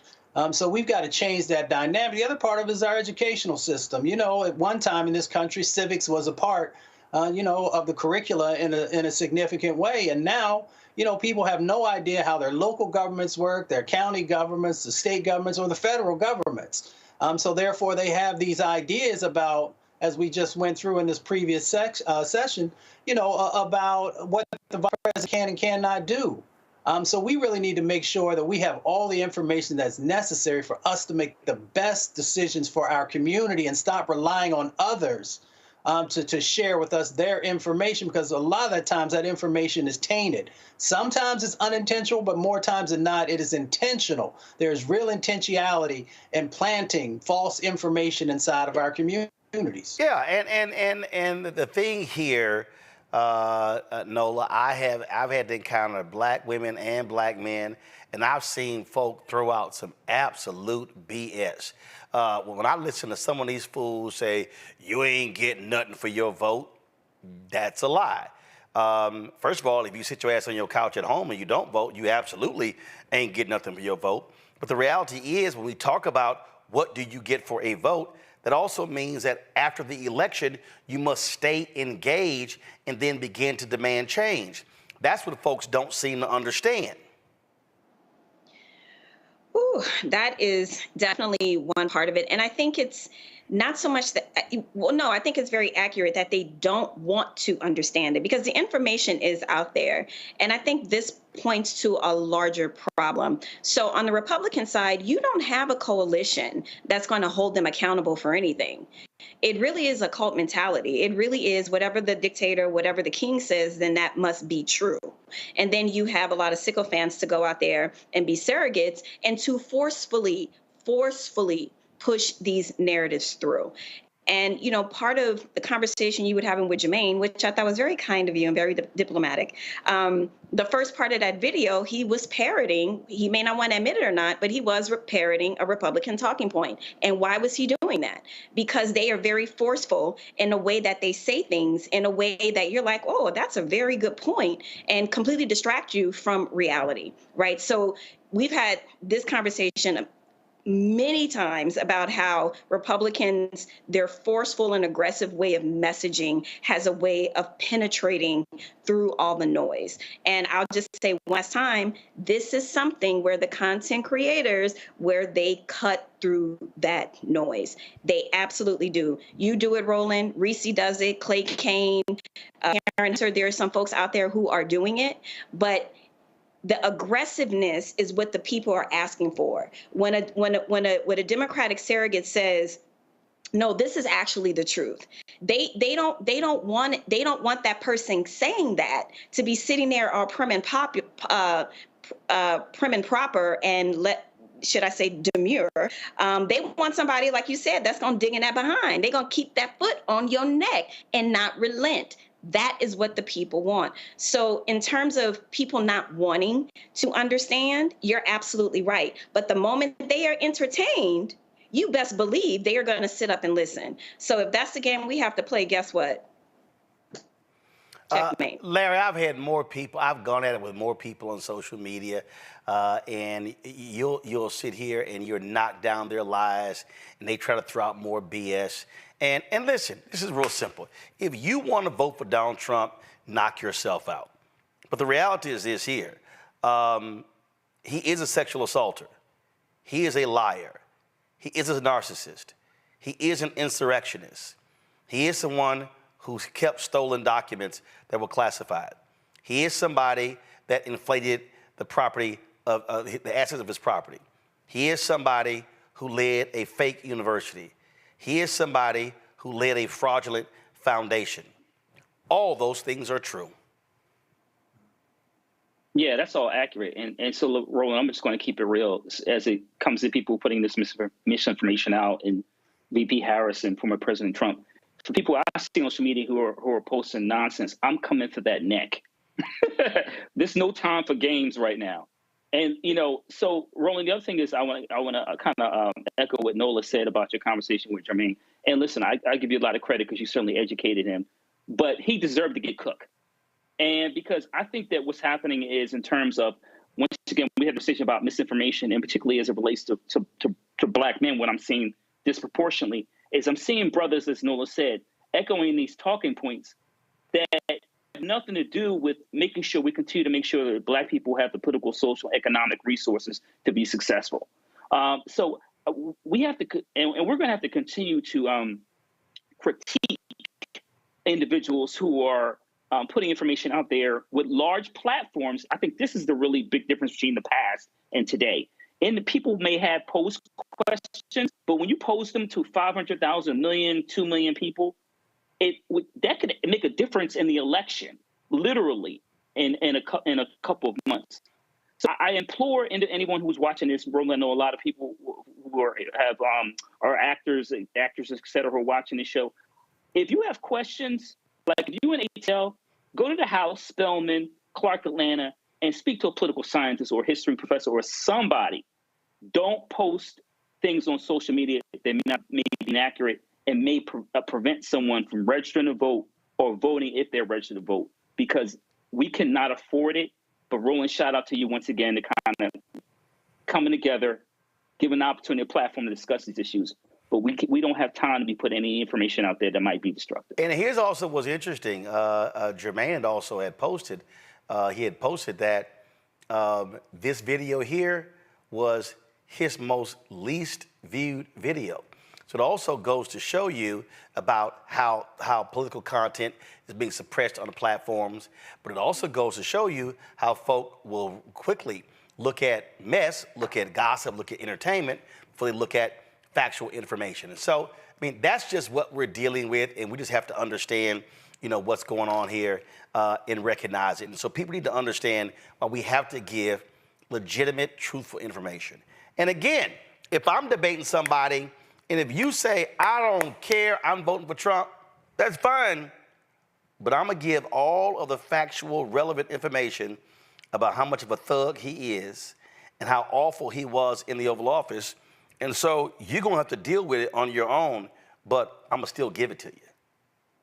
Going to a break. We'll be back. Roland Martin Unfiltered on the Black Star Network. Support the work that we do. Join the Brina Funk Fan Club. Send your check and money order. P.O. Box 57196, Washington, D.C. 20037-0196. Cash App is $RM Unfiltered. PayPal, R Martin Unfiltered.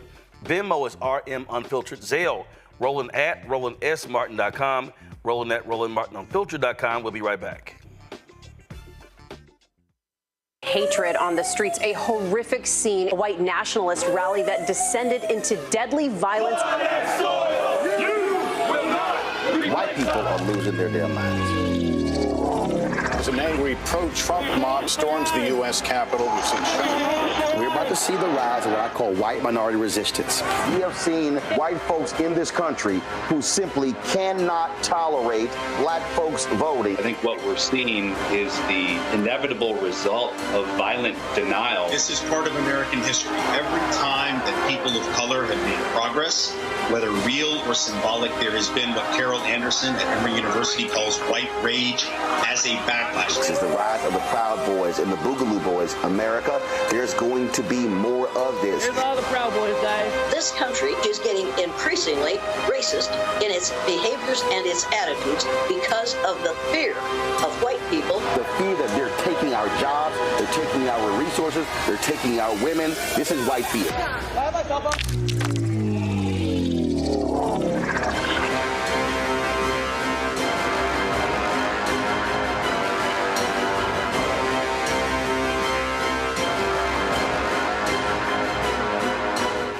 I am Tommy Davidson. I play Oscar on Proud Family, Louder and Prouder. Right now, I'm rolling with Roland Martin, unfiltered, uncut, unplugged, and undamn believable.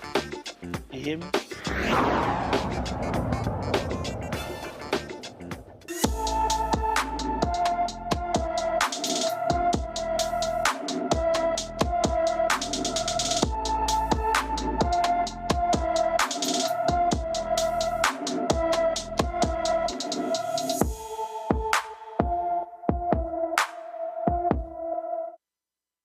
All right, folks, Anthony Edwards has been missing from Chicago since August 7th.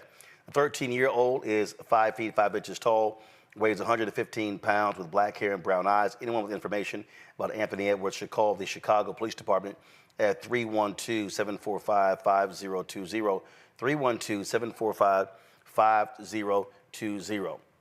The nation's oldest civil rights organization, Latino civil rights organization, LULAC, is demanding a Department of Justice investigation into raids in Texas targeting Latinos. That's right. Texas Attorney General Ken Paxton led this particular raid alleging voter fraud. LULAC is requesting the DOJ investigate Paxton's office for violations of the Voting Rights Act. The organization is accusing Paxton's office of carrying out illegal searches based on voter fraud. The Justice Department confirmed receipt of the letter from LULAC and the ACLU, but declined to comment further. Last week, Paxton's office announced that it was launching undercover operations and an investigation into reports alleging some organizations in Texas are unlawfully registering non-citizens to vote in violation of state and federal laws. Here's what's crazy here, Larry. This was based upon a false report, a lying report on Fox News by Maria Bartiromo. That's what started this whole deal. It was based upon a lie.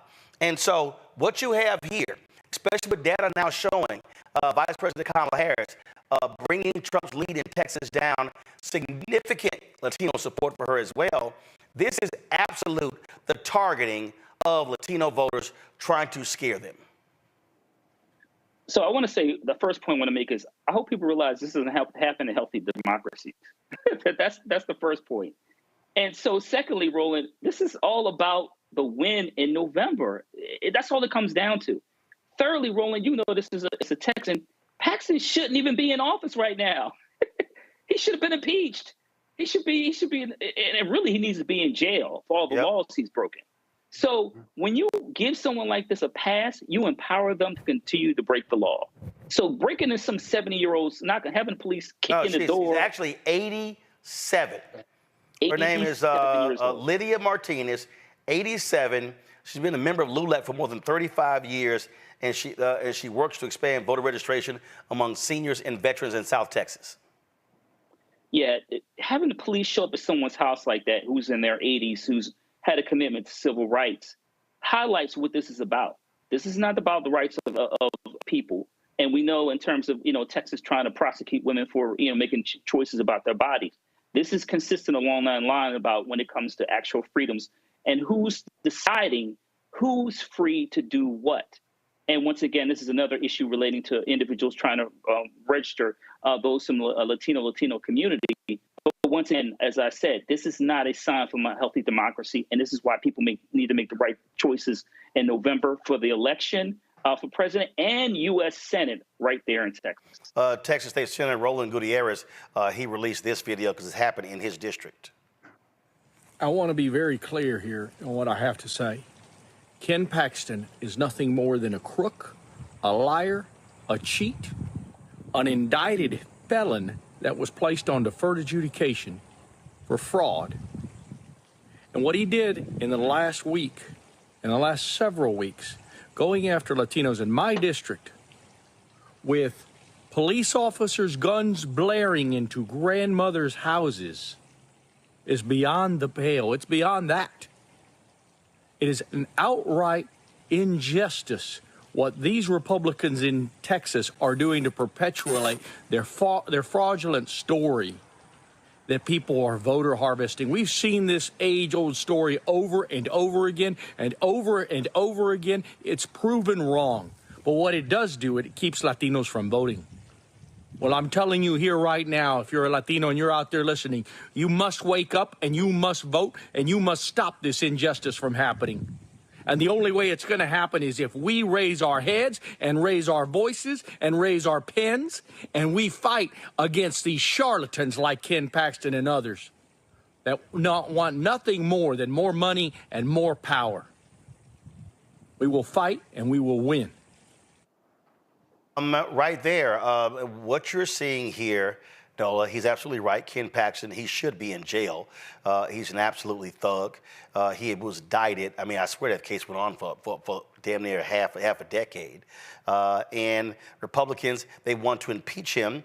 But folks got bought off, like Lieutenant Governor Dan Patrick, who got a $3 million donation from Paxton's biggest donor as well. And he was like, oh, no, that didn't impact my view on this. You're right. And then Paxton and Republicans targeted the people who voted against him for impeachment and took several of them out. This is the kind of crap you have going on in Texas. But Republicans there, led by Greg Abbott, Dan Patrick, are running a corrupt thug political operation. First of all, si se puede, honey, I am with Roland. You better go, first of all. Second, what did Ply say today? You either going to vote for the KKK or AKA? I mean, we have seen these thuggish tactics before. Like none of this is new. None of these scare tactics are new, which is why my response to all of this is, Roland, I am tired. And the only course of action cannot just be voting. Some things and laws have to change. The way that rural communities are constantly targeted over and over and over every single election cycle. How is this okay? That's where I'm at with all of this. I think we will get through 24 just fine. I think that we will. But the tactics that are happening in these states and on the ground, that needs to be a different type of mediation. Something needs to happen where our communities are not constantly under threat. And, you know, while I know that the visualization of the KKK versus the AKA might be offensive to some people, when you think about the long history of nation and violence and the type of tactics that are used to keep people from voting, there was a certain group in this country that participated in those types of activities. If they don't want to be branded that way, maybe they shouldn't act that way. Well, but what you have here is you have a media entity that is behind this. Here's ready. Go to my iPad. It was Maria Bartiromo who, it says right here, Fox News, Maria Bartiromo admitted she did no reporting for spouting lies about illegal voting. Her lies on Fox News launched this action by Ken Paxton, and she is still on the air. Fox News allows this blatant lying to happen, and guess what? There's nothing that happens to these people. They just lie with impunity on Fox News. Yeah, we've known that that's not a real news service for decades now. Again, for me, it goes back to what are you going to do about it? And that means that you got to get engaged. So, yes, we got to make sure that we're voting. Yes, we got to make sure that we have a strong Department of Justice. But we also got to make sure that economically, that when we have individuals, entities that continue to attack our communities, that continue to try and destabilize our opportunities to fully participate in the civic process, then we got to hit them in the pockets. And we've got to make sure that we understand what that looks like. And you've got to make sure that you're also, you know, it's not an overnight thing. It's not one day where you say, we're going to do X. It has to be a part of a strategy. Yep. And when we don't do that, then we leave ourselves continue to be vulnerable. And just understand that this is what Ken Paxton said on Steve Bannon's podcast. If you want to understand how these people are using their power to steal and rig elections, listen to this. It's certainly critical to my state, and that's why we fought off these 12 lawsuits. We had them in Houston, we had them in San Antonio, we had them in Austin, we had them in the counties where you'd have the most liberal judges. And it was a concerted effort nationally with lots of money going into it. And just knowing that we had 12 lawsuits that we had to win. And if we had lost one of them, like we lost Harris County, Trump won by 620,000 votes in Texas. Harris County mail-in ballots that they wanted to send out were 2.5 million. Those were all illegal, and we were able to stop every one of them. Had we not done that, we would have been in the very same situation. We would have been on election night. I was watching election night, and I knew when I saw what was happening in these other states that would have been Texas. We would have been in the same boat. We would have been one of those battleground states that they were counting votes in Harris County for 3 days, and Donald Trump would have lost the election. Raleigh, North Carolina. So what he is saying right there is real simple. If people are allowed to vote freely and fairly, Republicans lose. So they can't make an argument. Their way to winning is to suppress votes. Texas has put 1 million people on a suspended list. We keep telling people to check your status. Florida, same thing. They need to cheat to win. We're seeing this in Georgia, in Florida. We're seeing this in Arizona. We're seeing it in Texas. They cannot win if people vote freely. This is the game that they always play over and over and over and over and over again. Tomorrow, we're going to start doing something every single day. We're going to be showing you first of all, be giving you the voter registration deadlines in every single state. So you have that information with you. Now, the last day to register in Texas is October 7th. It's October 7th. So we're going to be giving you voter registration deadlines, telling you when early voting starts, all of that important information so you can be fully armed. Let me thank Larry, Nola, and Mustafa for being on today's show. Y'all see me rocking my shirt, Vote Like Your Ancestors Died For It. Again, y'all, we see what they're doing. They do not want as many of us to vote as possible. And black people, we cannot be sitting on the sidelines. We cannot be sitting on the couch. We cannot be offering excuses and making excuses. No, yeah, I'm not going to vote. Because you know what? the other person, they're going to vote. And if you're one of those people and you say, oh, you want police reform, understand Donald Trump has said he is going to give cops 100% immunity. That former cop who shot the Air Force senior airman in Florida, still sitting in jail because the judge like, nah, you're not getting out after he was charged with manslaughter. Again, a cop like that, Trump is like, yeah, you're good. The cop who killed Sonia Massey, yep, you're good. So y'all go ahead and play around if you want to. Play around with civil rights if you want to. Play around with redlining if you want to. But I'm telling y'all, this is real. Project 2025, real. This is no joke. And I don't care what Waka Flocka got to say. I don't care what MIA or any of these other so-called rappers got to say. They don't mean jack. Because you know what? They got money. They ain't going to be impacted. But when you look at bread and butter issues that impact our community, I'm telling you right now, this election, it's for the whole ballgame. And not just president. U.S. Senate races, congressional House races, gubernatorial races, state representatives, state senators, county commissioners, city council, school board, DAs, district judges, municipal judges, everybody's on the ballot. And I'm telling you right now, we cannot play games when it comes to voting. And I'm not saying vote is the be-all to end all, but it is a part of the process, and you better be engaged. Folks, that is it. I will see y'all tomorrow right here, Roland Martin Unfiltered on the Black Star Network. Tomorrow also, second hour, tomorrow's show, we will be live with the Win with Black Men call. So that's happening tomorrow as well. We got a huge call tomorrow. It'll be our largest since we met about a month ago. And so that's going to be in the second hour of tomorrow's show. So be sure to check that out. If you're a brother, go to winwithblackmen.org to register for tomorrow's call. We really want you to do that. Again, folks, support us in what we do. Your contributions are huge. I cannot tell you. I mean, we fight the battle every single day for advertising money, political money, all of that. Well, I see these ads running on all these other networks. You don't see them here, so we're fighting the battle every single day. So your dollars really play a huge part. We want to be on the road in the battleground states. We want to go to Florida. We want to go to Georgia. We want to go to North Carolina. We want to go to Michigan, go to Pennsylvania. But it requires your support. So please, again, assist us. Send your check and money order to P.O. Box 57196, Washington, D.C., 20037-0196. Cash App is $RM Unfiltered. PayPal, R Martin Unfiltered. Venmo, RM Unfiltered. Zelle, Roland at RolandSMartin.com. Roland at RolandMartinUnfiltered.com. Download the Black Star Network app, Apple phone, Android phone, Apple TV, Android TV, Roku, Amazon Fire TV, Xbox One, Samsung Smart TV.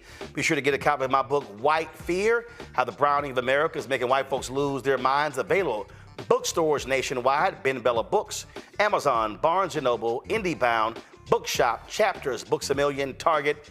Download the audio version on Audible. Folks, I will see you tomorrow. Holla! Folks, Black Star Network is here. Hold no punches! I'm real revolutionary right now. Support this man, Black Media. He makes sure that our stories are told. Thank you for being the voice of Black America, Roland. Stay black. I love y'all. All momentum we have now, we have to keep this going. The video looks phenomenal. See, there's a difference between Black Star Network and Black-owned media and something like CNN. You can't be Black-owned media and be scared. It's time to be smart. Bring your eyeballs home. You dig?